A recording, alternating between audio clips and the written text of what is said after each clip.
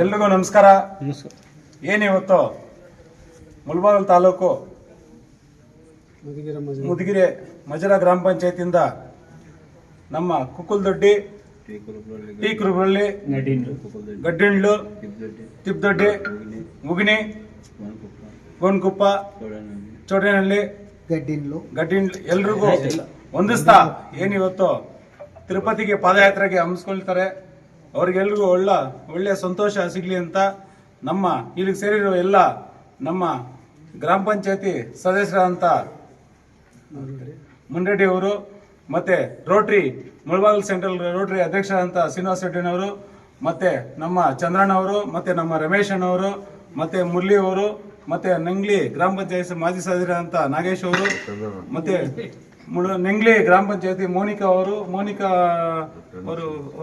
ಮುನ್ರೆಡ್ಡಿ ಅವರು, ಮತ್ತೆ ನಮ್ಮ ಶಿವಣ್ಣ ಅವರು ಎಲ್ರಿಗೂ ಹೊಂದಿಸ್ತಾ ಗುರಪ್ಪನವರು, ಮತ್ತೆ ಚಂದ್ರಶೇಖರನವರು ಎಲ್ರಿಗೂ ಹೊಂದಿಸ್ತಾ ಏನಿವತ್ತು ನಮ್ಮ ತಿರುಪತಿಗೆ ಪಾದಯಾತ್ರೆಗೆ ಎಲ್ರಿಗೂ ಹಮ್ಮಿಸ್ತಾ ಒಳ್ಳೆ ಅಷ್ಟ ಐಶ್ವರ್ಯ ಎಲ್ರಿಗೂ ಸಿಗ್ಲಿ ಅಂತ ತಮ್ಮ ಎಲ್ರಿಗೂ ಬೇಡ್ಕೊಳ್ಳುತ್ತಾ ಏನಿವತ್ತು ತಮ್ಮ ಪಾದಯಾತ್ರೆಗೆ ಹಮ್ಮಿಕೊಳ್ಳುತ್ತಾರೆ. ಎಲ್ರಿಗೂ ಆರಾಮಾಗಿ ಬಂದು ಮನೆಗೆ ಸೇರಬೇಕಂತ ತಮ್ಮಲ್ಲಿ ವಿನಂತಿ.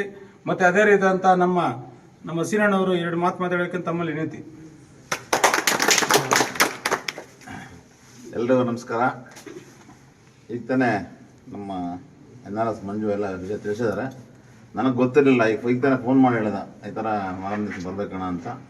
ಇಲ್ಲಿ ಬಂದಮೇಲೆ ಗೊತ್ತಾಯ್ತು ಎಲ್ಲ ಪಾದಯಾತ್ರೆ ಹೋಗ್ತಾ ಇದ್ದಾರೆ ಅಂತ.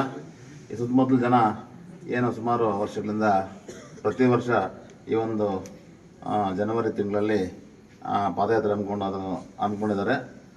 ಅದೇ ಸಲುವಾಗಿ ಪ್ರತಿ ವರ್ಷ ಕೂಡ ಅವರು ಇವರ ಖರ್ಚು ವೆಚ್ಚಗಳಿಗೆ ಅವರು ಒಂದು ವಿಶೇಷವಾಗಿ ಅವರು ಕೊಡುಗೆ ಕೊಡ್ತಾ ಇದ್ದಾರೆ. ಅದೇ ರೀತಿ ಇವತ್ತು ಕೂಡ ಅವರ ಕೈಯಿಂದ ಸಹಾಯ ಮಾಡೋದಕ್ಕಾಗಿ ನಮ್ಮ NRS ಮಂಜು ಬಂದಿದ್ದಾರೆ. ಅವರ ಅಣ್ಣ ಇಲ್ಲ, ಈಗ ಇಲ್ಲಿ ಹೋಗಿದ್ದಾರೆ. ಅವರ ಒಂದು ಅನುಪಸ್ಥಿತಿಯಲ್ಲಿ ಅವ್ರ ತಮ್ಮ ಬಂದಿದ್ದಾರೆ.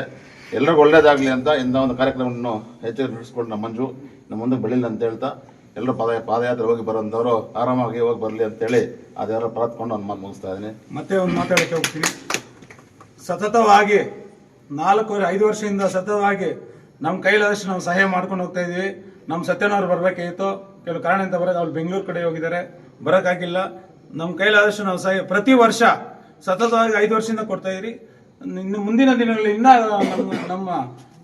ನಮ್ಮ ಕೈಲಾದಷ್ಟು ನಾವು ಸಹಾಯ ಮಾಡೋಕ್ಕೆ ನಾವು ಸಿದ್ಧರಾಗಿದ್ದೀರಿ ಅಂತ ತಮ್ಮಲ್ಲೆಲ್ಲೂ ಪ್ರಾರ್ಥಿಸ್ತೀನಿ. ಜೈ ಹಿಂದ್, ಜೈ ಕರ್ನಾಟಕ.